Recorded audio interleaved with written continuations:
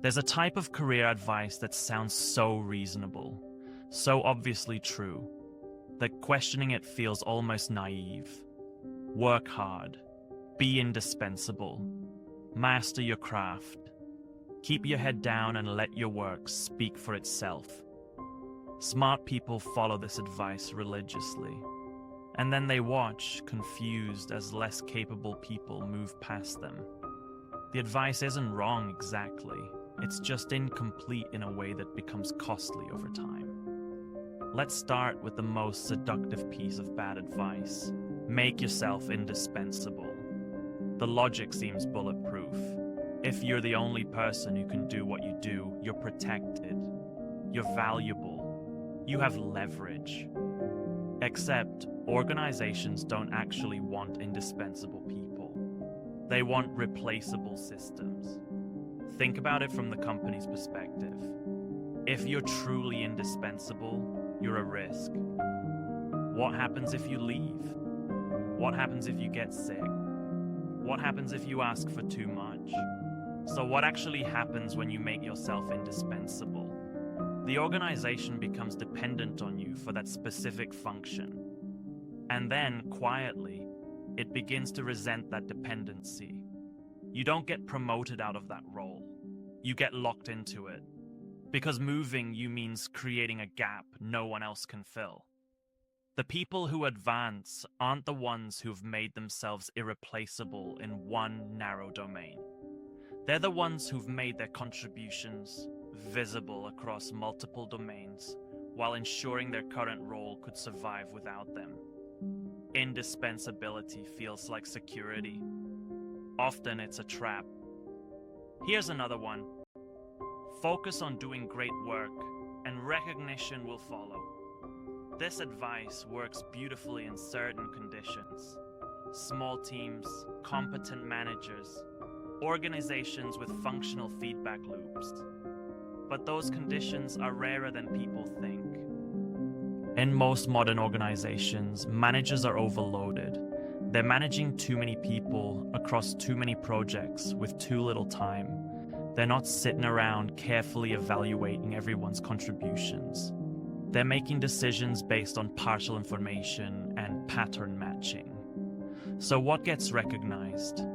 Not the best work, the most visible work. The person who quietly solved the hardest problem gets a polite thank you. The person who solved a moderate problem but made sure everyone knew about it gets opportunities. It's not fair. But fairness isn't the system's primary optimization function. Here's what people miss. Competence without communication is invisible, and invisible competence doesn't compound. You can be excellent at your job and still have decision makers who barely understand what you do.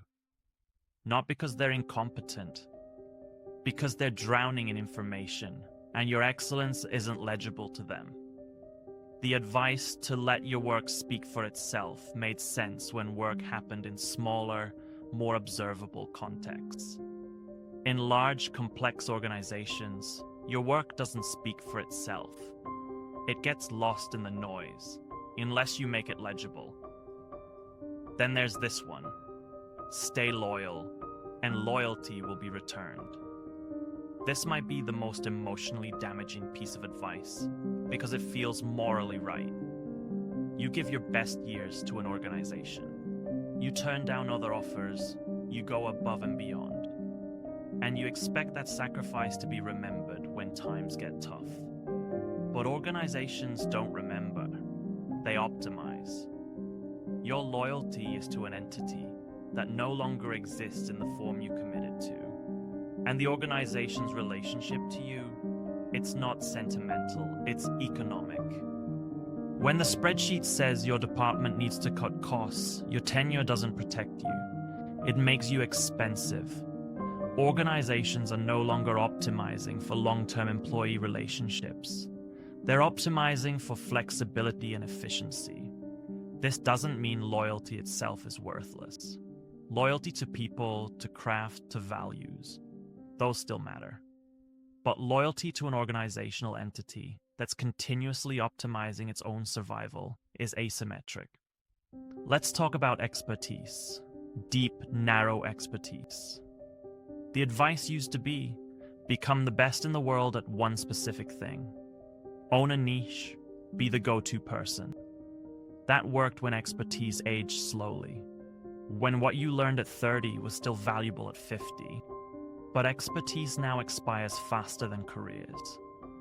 The people who navigate this best aren't masters of one thing. They're competent across a portfolio of adjacent skills, and that portfolio gives them options when the ground shifts. Here's the pattern underneath all of this advice. It assumes stability. It assumes the rules you learn early will stay consistent, that organizations will maintain their character, that skills will remain relevant. That world doesn't exist anymore. The advice wasn't poorly intentioned. It was designed for a more stable system. Following it today is like using a map from a different city. So what actually works? Not formulas, not guarantees. What works is understanding incentives, seeing what the system rewards versus what it claims to reward. Once you see that gap clearly, you stop blaming yourself. You realize the advice failed because the world changed, not because you did. And that clarity is more valuable than any promise of certainty.